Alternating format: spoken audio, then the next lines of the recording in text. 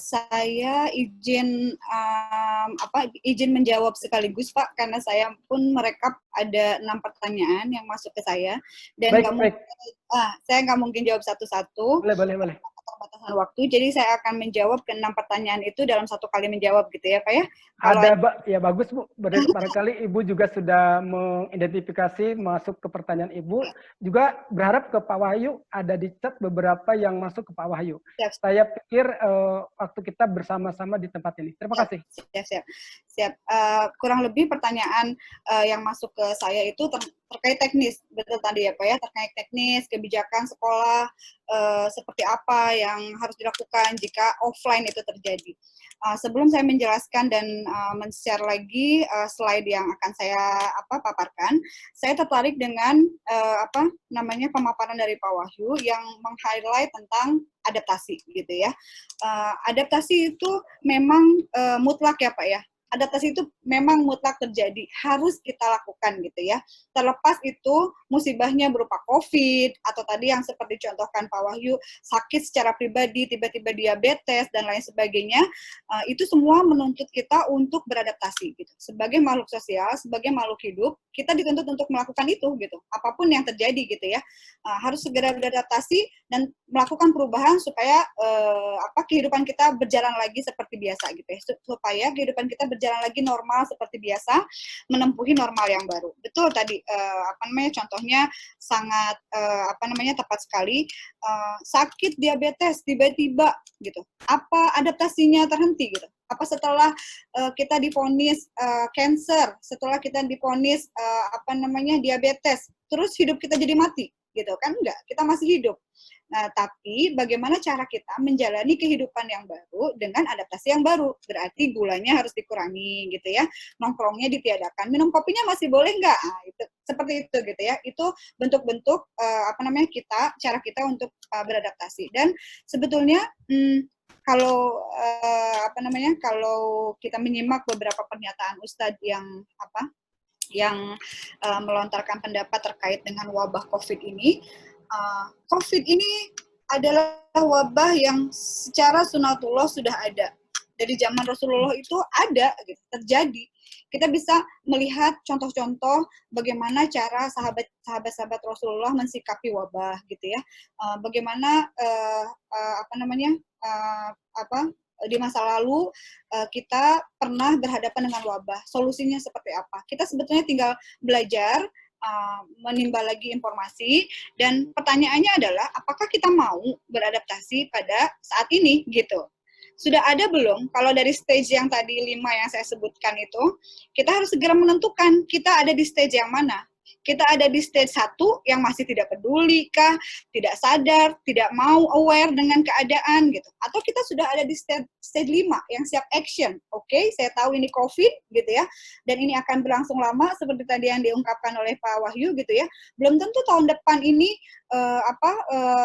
vaksinnya ditemukan. Kalaupun vaksinnya ditemukan, ngantrinya lama. Semua negara pengen menginginkan vaksin itu gitu. Indonesia kebagian atau enggak, walau alam gitu ya. Nah, sambil menunggu vaksin itu ada, sambil ada solusi untuk penanganan COVID itu, apakah pembelajaran harus berhenti? Apakah sekolah harus tutup? Gitu ya Pak ya. Tidak tentunya gitu. Kehidupan kita, pekerjaan kita, keseharian kita harus tetap berjalan dengan cara adaptasi gitu. Jadi highlight dari Pak Wahyu itu sebenarnya bagus banget. Memang adaptasi gitu. Solusi yang paling terbaik dari semua keadaan yang kita hadapi baik sekarang maupun yang akan datang adalah adaptasi gitu ya. Dan itu juga pelajaran yang paling penting yang harus kita terapkan kepada anak-anak kita gitu. Bagaimana dengan cepatnya kita sekarang sebagai ahli, sebagai praktisi-praktisi pendidikan terbelalak gitu ya. Ternyata anak-anak kita lebih menyukai gurunya daripada ibunya gitu ya. Saya mendingan sekolah dengan ibu guru daripada diajarin ibunya di rumah kan kayak gitu. Respon di media sosial tuh banyak yang seperti itu. Anak-anak lebih senang merasa belajar dengan gurunya.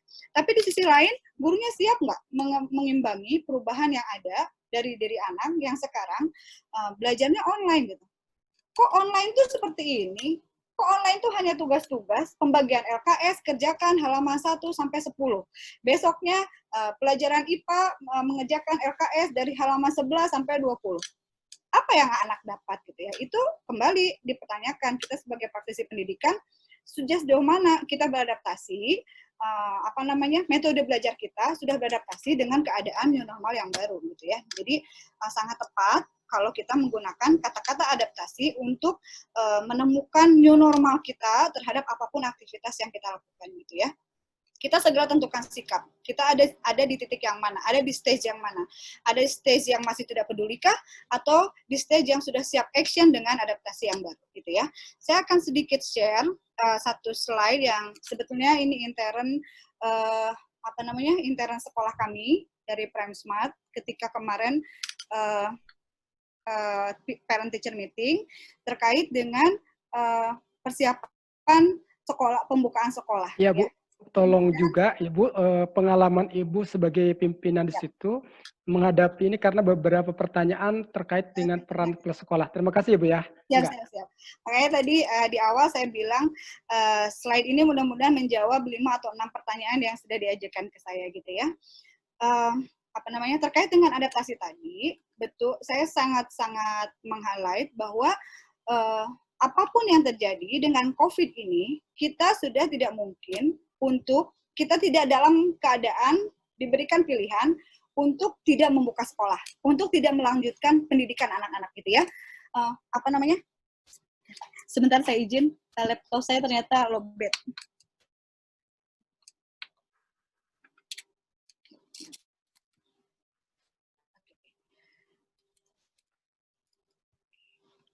Anggap saja tahun ajaran baru itu tetap Juli. Di seluruh Indonesia tahun ajaran baru tetap Juli. Opsi-opsi, wacana-wacana menunda ke Januari lah, ke tahun depannya lagi, itu biarkan di belakang kita sebagai informasi yang belum pasti gitu ya. Yang ada di depan mata adalah bahwa kita sebagai guru, sebagai kepala sekolah, sebagai ahli, sebagai praktisi pendidikan, biasanya Juli itu kenaikan kelas, itu saja. Jadi biasakan mengerjakan sesuatu itu apa yang ada di depan mata dulu gitu ya.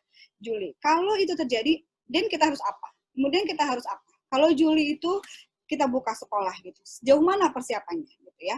Kalau kami di sekolah kami memutuskan untuk dua-duanya berjalan, online and offline.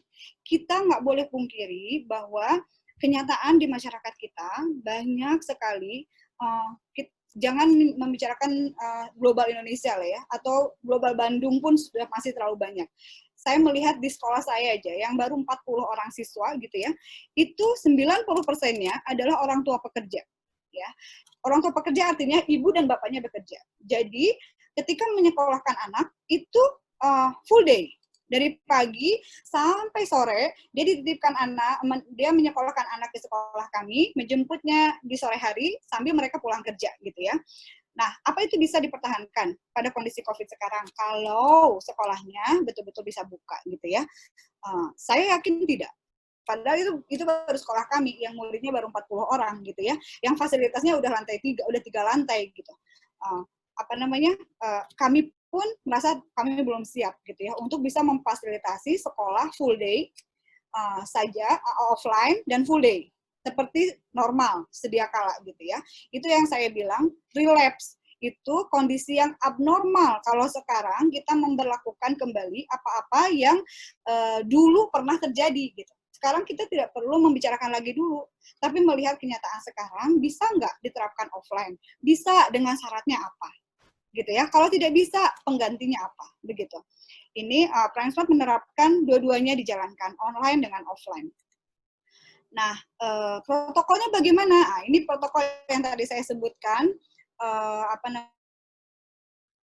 baik untuk guru dan staf, untuk sekolahnya bagaimana, dan untuk parent dan student. Saya menerapkan 1 poin untuk parent dan studentnya, rapid test mandiri, anak dan parent, dan seluruh keluarga yang tinggal di satu rumah yang sama, rapid testnya harus negatif kalau mau masuk ke sekolah, kalau mau masuk lagi ke sekolah gitu ya. Jadi sekolahnya sekolahnya buka, bisa sekolah offline, tapi dari orang tuanya harus menunjukkan bahwa dia rapid testnya negatif. Kemudian karantina 14 hari. Jadi mereka harus menyatakan bahwa dalam 14 hari sebelum dia masuk sekolah itu, mereka semua dalam satu keluarga itu betul-betul diam di satu rumah, tidak bersentuhan dengan orang lain, tidak pergi kemana-mana, gitu ya. Sebetulnya dengan 2 poin pertama ini, saya pengen menyatakan bahwa jangan dulu sekolah deh kalau boleh, gitu ya. Kalau boleh jangan dulu sekolah deh, gitu. Kenapa? Karena saya tahu pasti gitu ya, di Bandung, apalagi di Antapani gitu ya, yang lebih tepatnya di lingkungan sekolah kami gitu. Belum ada tuh orang tua yang bisa betul-betul mengamalkan bahwa dia tidak natangga, dia tidak keluar rumah, dia tidak bersentuhan dengan orang lain selama 14 hari, terutama setelah hari raya, gitu ya. Kita tidak bisa menutup mata kalau tetangga kita, saudara kita, di sekitar kita saat ini gitu di Indonesia itu belum ada yang betul-betul menerapkan bisa menjaga diri setelah melakukan karantina selama 14 hari gitu kan, karena terkait kebutuhan lah, karena terkait pekerjaan lah dan lain-lain alasannya gitu ya. Tapi kita sebagai pihak sekolah tetap menerapkan ada kebijakan buka sekolah, apalagi nanti kalau itu udah berupa instruksi dari menteri misalnya gitu ya. Semua sekolah boleh buka asal dia zona hijau ya. Kita sebagai sekolah tidak bisa menolak itu. Yang bisa kita lakukan adalah menerapkan kebijakan untuk keselamatan kita dan lain-lainnya gitu.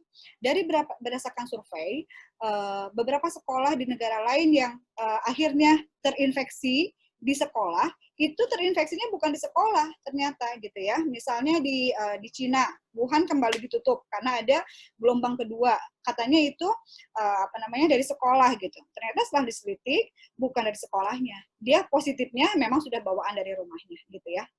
Nah, kemudian kami juga menerapkan protokol kedatangan, protokol belajar, protokol kepulangan gitu ya. Termasuk protokol setting ulang ruangan kelas gitu ya, jaraknya 1 meter dan diadakan virtual tour secara berkala untuk melaporkan kepada pihak orang tua bahwa proses pembelajaran selama offline itu terjaga gitu ya. Ini yang kami terapkan di sekolah. Nah, ini yang tadi disampaikan oleh Pak Wahyu. Kita tidak mungkin kembali ke normal yang lama. Yang bisa kita lakukan adalah new normal. Normal baru sebagai bentuk adaptasi kita terhadap perubahan yang diakibatkan oleh wabah COVID sekarang gitu ya. Apa yang bisa kita lakukan? Jamnya ditiadakan, dikurangi gitu ya. Jamnya kami mengurangi jam belajar. Dari jam 8 harusnya sampai jam 5 sore. Ada full day-nya gitu ya. Sekarang dari jam 8 hanya sampai jam 13 saja atau 13.30. Jadi setelah sholat zuhur baru boleh pulang gitu ya. Kemudian hari belajar, betul tadi hari belajar kami kurangi juga 1 sampai 3 kali dalam 1 minggu secara bergiliran gitu ya. Udah 1 sampai 3 kali saja datang ke sekolahnya, begitu secara bergiliran ya. Dan sisanya bagaimana? Sisa belajarnya tetap dilakukan secara online gitu. Makanya tadi kalau sekolah kami menerapkan sistem online dan offline gitu. Dan total belajar tapi dalam setiap minggu tetap 5 hari. Artinya apa? Artinya hari Sabtu terpakai gitu ya. Jadi gurunya mengajar sampai Sabtu. Itu perubahan yang terjadi dari guru gitu. Guru dengan terpaksa harus menambah jam mengajarnya sampai dengan hari Sabtu karena masing-masing shift siswa itu akan belajar 3 kali dalam 1 minggu gitu. Jadi Senin, Rabu, Sabtu atau Selasa, Kamis, Jumat gitu. Jadi berseling-seling dalam 1 minggu gitu. Kemudian itu yang kami lakukan di sekolah kami sebagai bentuk adaptasi dari kondisi COVID yang terkini.